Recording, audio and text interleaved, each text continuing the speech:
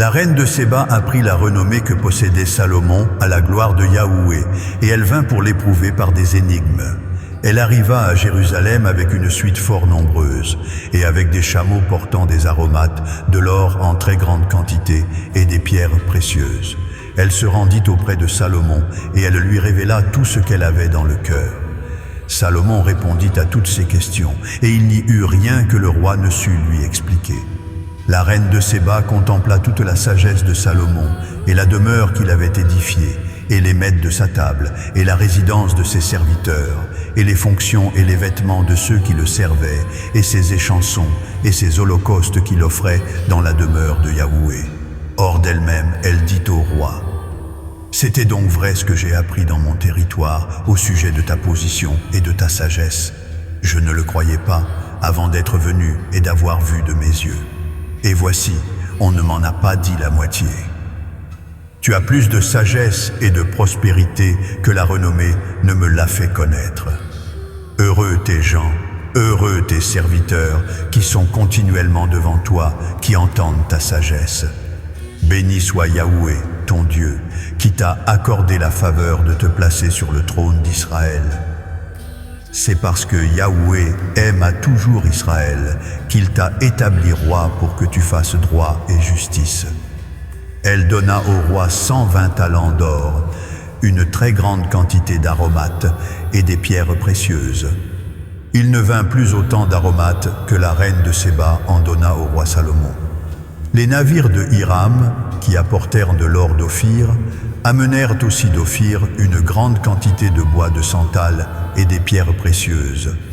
Le roi fit avec le bois de santal des balustrades pour la demeure de Yahoué et pour la demeure du roi, et des harpes et des luttes pour les chantres. Il ne vint plus de ce bois de santal, et on n'en a plus vu jusqu'à ce jour. Le roi Salomon donna à la reine de Séba tout ce qu'elle désira, ce qu'elle demanda, et lui fit en outre des présents dignes d'un roi tel que Salomon. Puis elle s'en retourna et alla dans son territoire, elle et ses serviteurs. Le poids de l'or qui arrivait à Salomon chaque année était de 666 talents d'or, outre ce qu'il retirait des négociants et du trafic des marchands, de tous les rois d'Arabie et des gouverneurs du territoire. Le roi Salomon fit 200 grands boucliers d'or battus, pour chacun desquels il employa 600 cycles d'or, et 300 autres boucliers d'or battus, pour chacun desquels il employa 3 mines d'or, et le roi les plaça dans la demeure de la forêt du Liban. Le roi fit un grand trône d'ivoire, et le revêtit d'or pur.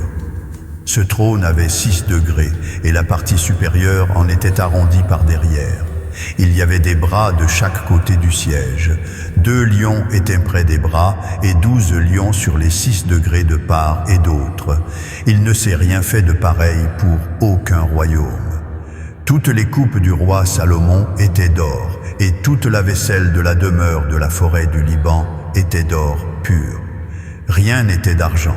On n'en faisait aucun cas du temps de Salomon. Car le roi avait en mer des navires de Tarsis avec ceux de Hiram.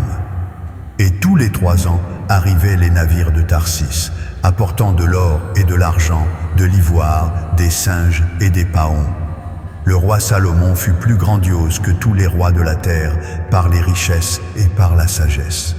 Tout le monde cherchait à voir Salomon pour entendre la sagesse que Yahoué avait placée dans son cœur. Et chacun apportait son présent, des objets d'argent et des objets d'or, des vêtements, des armes, des aromates, des chevaux et des mulets. Et il en était ainsi chaque année.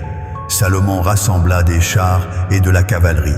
Il avait 1400 chars et 12 000 cavaliers qu'il plaça dans les cités où il tenait ses chars et à Jérusalem près du roi.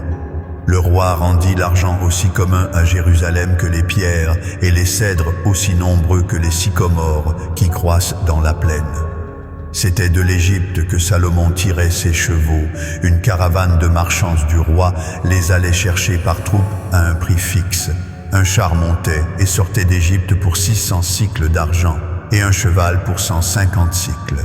Ils en amenaient de même avec eux pour tous les rois des Étiens et pour les rois de Syrie.